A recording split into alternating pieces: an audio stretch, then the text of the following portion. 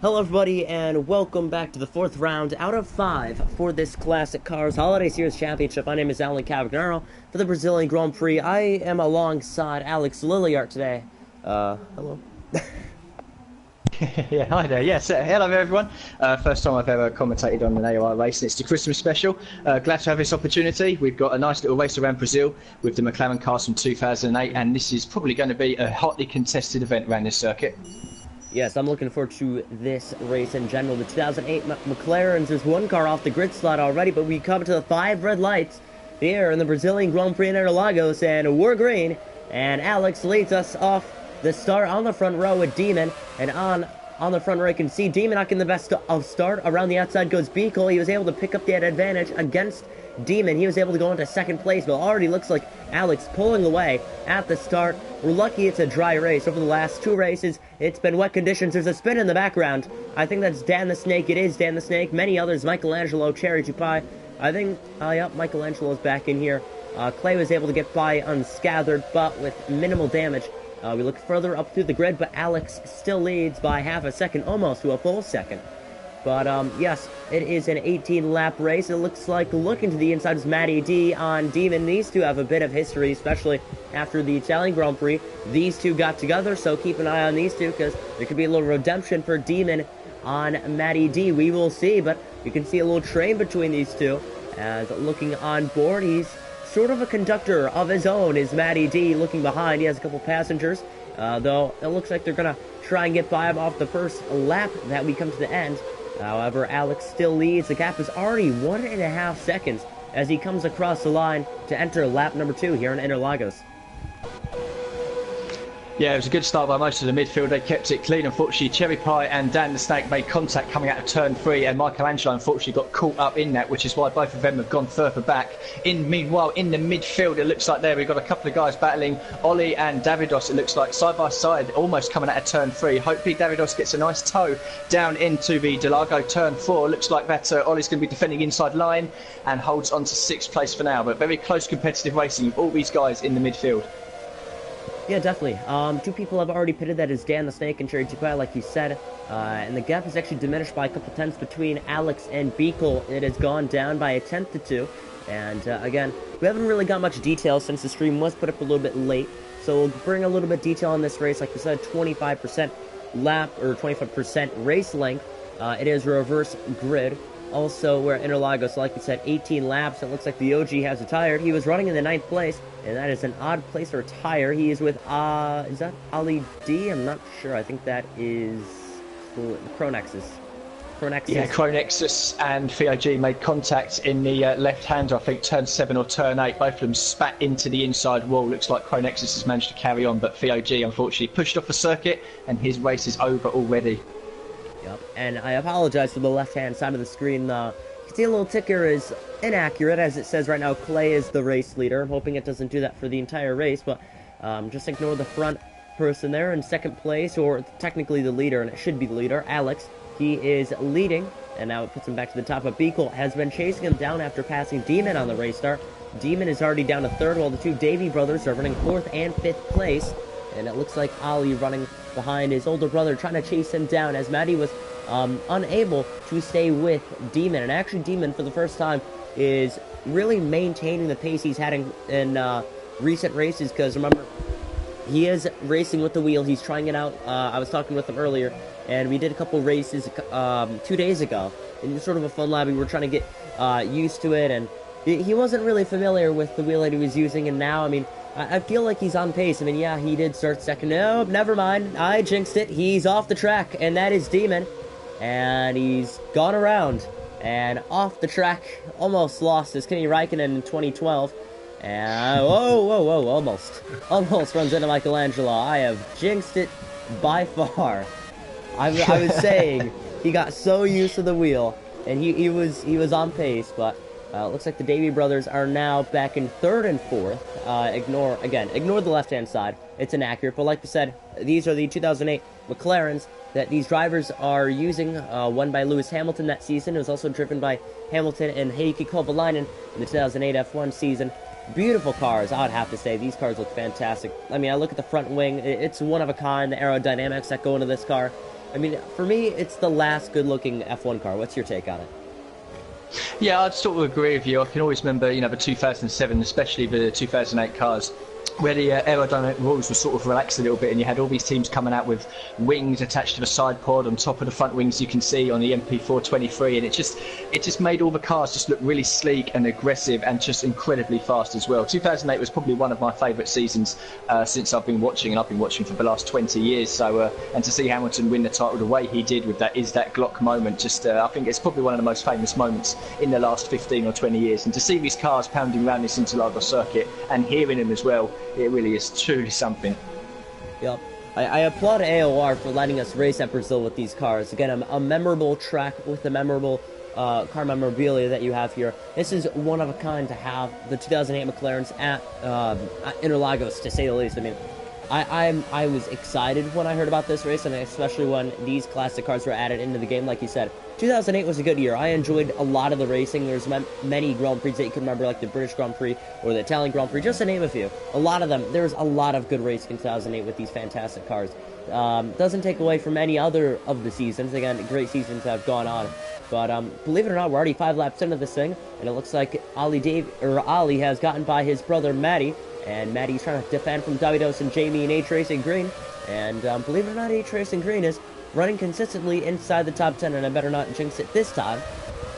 But yeah, because he has sort of a reputation known in the AOR F1 tier for I don't like to be mean, but retiring every race. So nice to see he's running inside the top 10, nice and cleanly, and he's stuck behind, like you said, Jamie. So he's trying to work up a gap on him. But right now, Alex picks up the fastest lap time with a 1:12.4. And right now, he's still our race leader. He's led every single lap here at Interlagos. And, I mean, we're 6 laps into this thing, and we haven't even brought up the championship. So, while I load that up, is there anything you want to point out about the circuit that is either your favorite part or a part that, could catch some drivers out? I think that when it comes to most of the overtaking, it will be done into the Descida do Lyle, turn 1, and obviously into turn 4 as well, which we're seeing the likes of Davidos and Jamie go through now. The thing about Brazil is it's always a very fast-flowing circuit, even if you sort of ignore that tricky little Mickey Mouse section in Sector 2, and you'll always find these cars relatively close together because it's such a short lap round here as well, and with so many different overtaking opportunities as well. Obviously, longer distance, there might be the chance of rain as well. It's just one of those circuits where it doesn't really matter where you start because you're probably not going to be finishing there as well. You can have a poor qualifying in a race, for example, and if you manage to get the strategy right and pick a few moves on, you'll be inside the top 5 or top 6. It's one of those circuits where if you hook it up, you are going to have a very enjoyable evening. Yep. While you're talking, before I bring up the points, we will bring up Demon has spun again.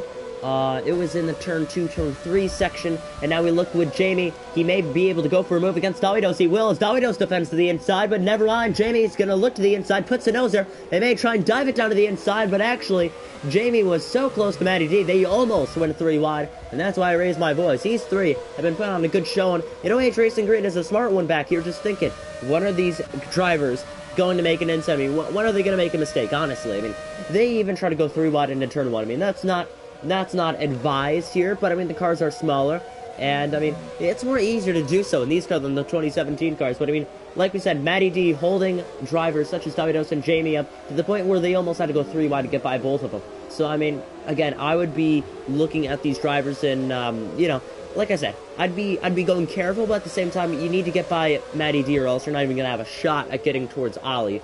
I honestly don't think that'll happen because, I mean, it is a 25% race, and we're almost at the halfway mark. Like I said, it's out of 18 laps, and we're at lap number 7. So these 4 drivers are all within each other, and again, it looks like to be a good exit for Davidos. Is going to be to the back end. Matty D is going to look to the inside, and just on the curbing, they'll be wheel-to-wheel as they head across the line for lap number 8. As they're still wheel-to-wheel, and will this get the advantage back to Jamie, to get the slipstream? I don't think so, as it looks like H-Racing Green's going to try around the outside, but again, 2 wide, Matty D trying to hang it against Davidos, and he does, and it looks like Matty D was able to hang on, but remember, off turn number 3, no DRS, so they don't have that advantage, but he's going to go defensive down to the inside. He may try to the outside, but he's going to look to the inside again. That's going to be Davidos, but Matty D still hanging on to P5. Or P4 here at Interlagos, and it's not over yet. This is great stuff between these four. I mean, H-Racing Green back in 8th place. Like you said, he's hoping and praying that a few of his guys might end up pushing each other off the road. Unfortunately for him, he's got to start putting some moves on because he's already picked up a 3-second time penalty. So sitting in 8th isn't going to do him any favours. He's got to start picking his way through if he can. But with these four in so close circulation, it looks like David Osser again nipping at the heels of Matty D in 5th. All four of these guys covered by less than half a second, it seems. And as long as these guys keep it clean, we could see some decent action again down into turn 1. But I think this time David Osser just running a little wide at the final corner. That might give Jamie in 7th an opportunity. Indeed, side by side up the hill through the final corner. And I think we might be going 2 or 3 wide again into turn 1. We may see that. It's a little train as they're trying to defend the inside. Back to the outside, switching back down to the inside. I think that's H-Racing Green, and it is. Riding on board, that is Davidos trying to keep the nose in there. Jamie runs off, and he's able to get Davidos. And now here comes H-Racing Green, trying to put the nose down in there. Not going to be able to do it as he's going to put on the block. They might go 3 wide, but he backs out. 3 wide again, backs out for the second time. Davidos is able to get back to P6. P5. Like we said, Clay is not the leader, if you are wondering. But like we said, this is interesting. I mean, it actually looks like, believe it or not, Matty D is maintaining that gap. I mean, look at these drivers. They're all within each other to the point where it looks like this train has picked up a new passenger. Here comes Michelangelo. He's on the back end of H-Racing Green. Like you said, he has to get on going on as he's going to dive it on the inside. They may be wheel to wheel, but around the outside goes H-Racing Green. They bang a little bit. And Michelangelo was not able to get by. I mean, it looked like that they reeled in Matty D because there's 4 cars there again. But like we said, a little confusing because, I mean, they are the same cars. It's actually Michelangelo behind H-Racing Green. So he's not last in this tiny pack we have here. But riding down the straight, not close enough is Jamie. And hold on a second. B-Colt got by Clay. The lapped car, so it doesn't matter. But again, looking to the inside, locking up. They're so close to each other. H-Racing Green and Michelangelo. This will be the new battle. Again, losing the back end off the exit of turn number 2, off turn number 3. Again, no DRS, the most you can go is 7th gear. Defensive goes H-Racing Green to the outside. Again, blocking, but can he go around the outside? I don't think he can. And again, H-Racing Green puts up a good fight. I don't know when Michelangelo will be able to get by. I mean, we've seen a lot of drivers have a good enough slipstream, but once they get through the corner, they have nothing to be offensive with. Towards the other driver who will try to battle him. Yeah, especially when they're running in this close circulation as well. You know, Michelangelo, I mean, he got caught up in that lap 1 incident and lost several seconds. So the fact he's managed to catch all these guys up is, I know Michelangelo's a very quick driver. So it'll be interesting to keep one eye on him to see him hopefully carve his way through this pack. But as you said, everyone ahead of him is sort of getting a nice tow along the straights from everyone else. So everyone's going to be circulating at roughly the same lap times and roughly the same speed. And I think Michelangelo may be having, if he wants to get past Racing Green, may have to do it with an unconventional place. Rather than the standard turn 1 and turn 4, he may think of putting the move somewhere in the tight hairpins of Sector 2 to try and surprise H-Racing Green and move up another position. Yes, any overtake can work, but again, it depends what part of the track you put it at. Because, I mean, it could be a part of an advantage where you'll have the momentum off the corner no matter what. But then again, let's say off turn number 3, or I mean, not off turn number 3, off turn number 4, I mean, where the driver you pass, I mean, will have the advantage as well. So, I mean, it depends where you pass at this track. Again, a very technical circuit, in my opinion. I mean, a lot of corners, but actually, lap traffic for Matty D. On my screen, it's lap traffic for Matty D. That was Clay again, and they just shove him off the circuit. I think that's just lag, because I don't think Clay is on your screen right there. It's interesting. I'm not sure what's going on with the lobby. Yeah, I'm looking at Matty D right now and there's no one ahead of him on circuit. So if there's another car about a second or 2 ahead, then it's unfortunately your screen and not mine. I've got the correct order. I've got Alex in 1st, B-Colt 2nd, Clay 3rd, Ollie 4th, Matty D in 5th. So there's no cars ahead of Matty. So let's all just ignore the one ahead of him on your screen. Okay, so here we go. Davidos, again, he's going to have to defend from Jamie. Down the straight, he's going to try and hold on to P number 6. Or P number 5, my mistake, P number 5 on the screen. As he may look to the inside. I'm not sure if he's close enough again. Looking, and was not able to get close enough. H-Racing Green still hanging on to Michelangelo. Now we have this little downtime. I said 5-6 laps ago we're going to talk about the points, and we have not mentioned anything about the points, so I might as well bring that up now, finally, since nothing is going on. He has 90 points. He leads by 4 points over Ali D, who's in 2nd. 3rd place is Jamie. He's 12 behind with 78. Michelangelo finds himself in 4th place, believe it or not. He has 78 as well. In 5th place is Davidos. He has I believe 74. Yes, he does. And with 72 points is Dan the Snake. And like we said with Dan the Snake, he's right now in 11th place, so it's not working out for him at the moment. So it's definitely not going to, you know, help his championship at all.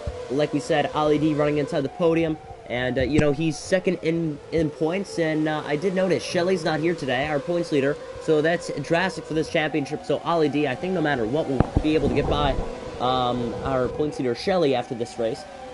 Considering the fact that it's not just the top 10 who get points. I figured that out the hard way after the first round. But we look further up through the grid. And again, on my screen, it says Clay's the leader. So ignore that. Right now, Alex is the leader. So just -1 off every position. So right now, Jamie's in 6th, trying to catch Davidos again. Oh, move for H-Racing Green and Michelangelo. To the inside.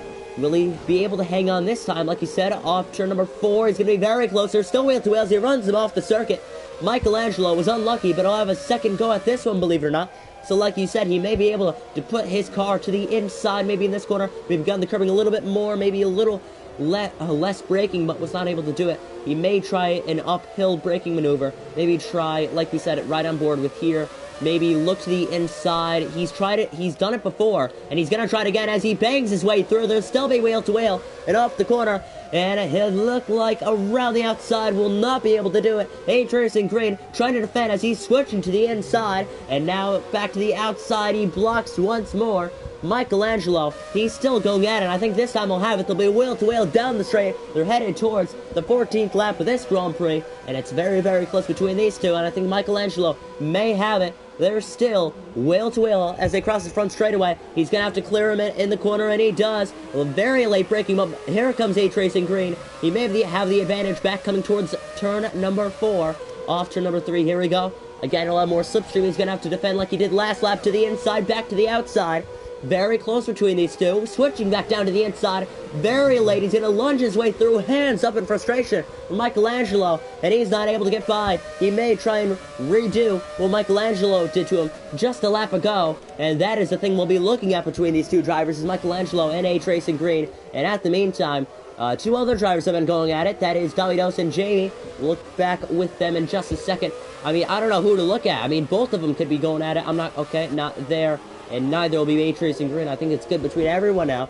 So finally, Michelangelo was able to get by H-Racing Green and started to put up a gap. We'll look back with Davidos and Jamie as we come to just a couple laps ago here in Interlagos. The action starts to rise.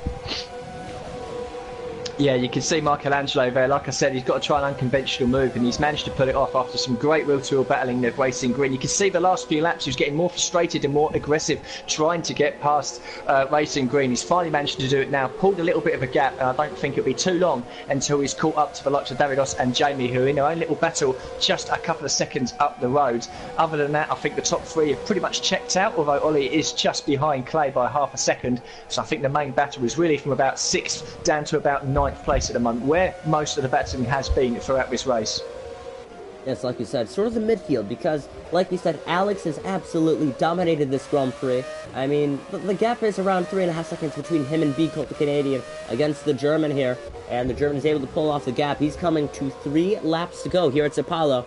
Back with second is B Colt, third is Ali D.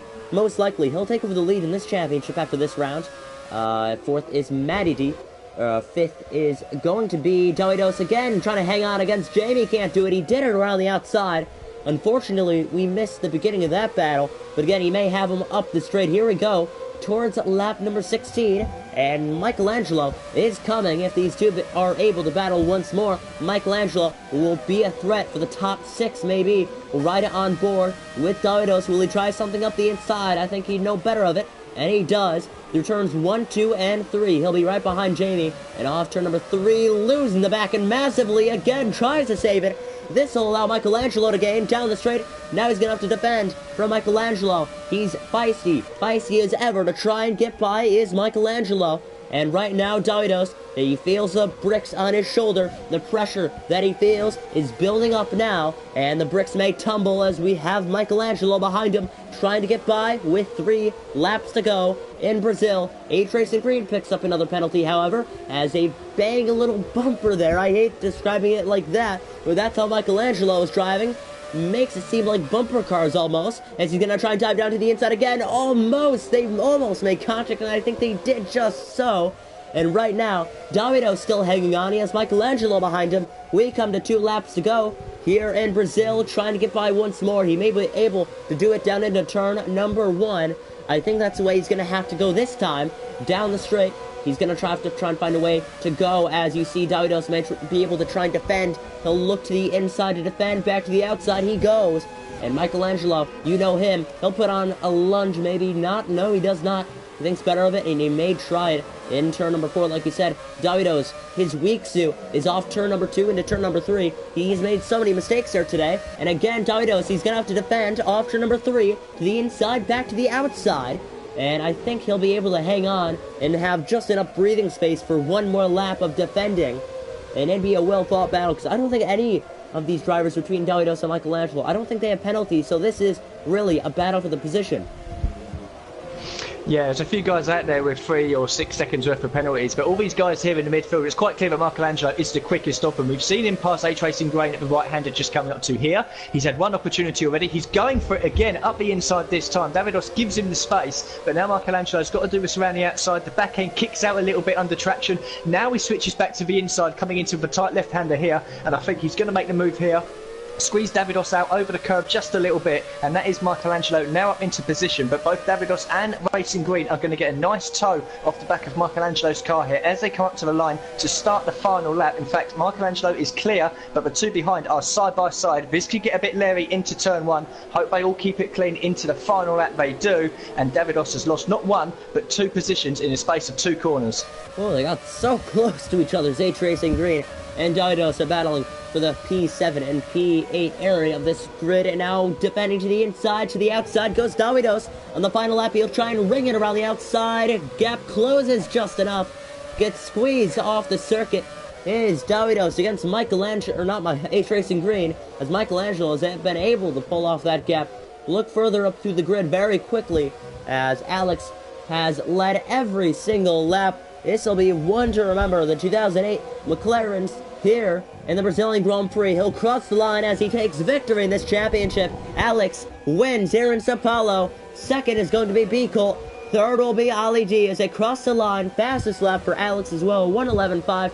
We look further up to the grid, and Matty D and Jamie have gotten so close to each other. I don't think it's going to be it. We look back with Davidos and H-Racing Green. The gap is gone off. Right on board with Jamie across the line. Matty D's lucky. He hangs on to P number 4, I believe, and I think, is it? Because, again, I'm not sure with Clay. Clay is lagged throughout the entire race, so I don't want to say anything about him.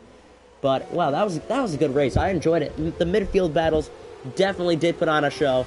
And I think after this race, Ali D picks up the points lead, if I'm correct. Yeah, we'll have to wait to see how many penalties there are out there. There were quite a few. Clay on my screen has been classified in 3rd, but we'll have to wait and see about that. But yeah, the midfield battle made the race for me. The leaders checked out early on. The back markers, obviously, no, I shouldn't say back markers, but those that made mistakes had to pit early on and were out of contention. And there's those guys, 4th, 5th, 6th, 7th, and 8th, that really gave us a good show here around Brazil. Yep. Like we said, this track always puts on a good show. These cars are one of my favorite. And, I mean, there's a reason why they are. I mean, they look good, they sound good, but the most important thing, they put on a good show. I mean, today they've done a fantastic job on putting on fantastic racing with these 14 drivers we've been presented with, and like we said, 3-second penalties for the top 4. And I apologize for Clay. He was not even classified throughout the entire race. I didn't even see him.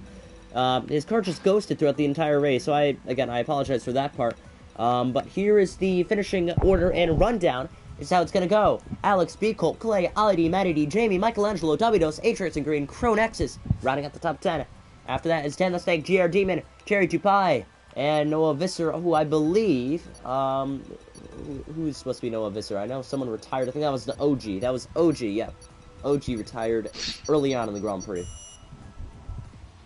Yeah, so apart from the early retirement, good close racing, hard, aggressive, but fair as well. We saw some nice little, I don't want to call them dive bombs, but very opportunistic moves by Michelangelo in Sector 2 as well. Some of them paid off, some of them didn't, but in fighting back after that incident, he unfortunately got caught up with, and then to see him just sort of try to carve his way through the midfield, unfortunately, if he had a few more laps, he might be able to get up to 4th or 5th, but he did very well to catch back up and put some decent moves on. But yeah, like I've said before, the midfield battling there, it was difficult to look away. I probably spent 16 of those 18 laps constantly looking at those guys because he just didn't know what was going to happen. 2 wide, 3 wide, trying to overtake into every corner. Great defending, great side-by-side action, and a real good advert for AOR, really, with the amount of competitive racing we've just seen there in the midfield. Yep, that is the final Holiday Series race of the year, and the final ever, I think, AOR race of the year. I mean, there could be one tomorrow. I don't think there is. I'm going to have to check myself. I don't want to be wrong, but that could be the final one of 2017. So from everyone at AOR, it's been a fantastic 2017. It's been such a fantastic year. Starting from Season 13, it was fantastic. Season 14 started recently. The eSports series, we were involved in it. It was fantastic. So I don't want to talk on behalf of everyone at AOR, but again, I think we can all agree for AOR, it's been a fantastic year. The support has been fantastic, so we have to thank everyone at home either watching or racing or just involved or just, tuning in for a one-race commentary like you. Thank you, everybody, so much for helping this community grow. It's been fantastic. We will see you in 2018. My name is Alan Cavagnaro. I'm alongside Alex Lilliart. I will see you in 2018. Have a safe night, and peace.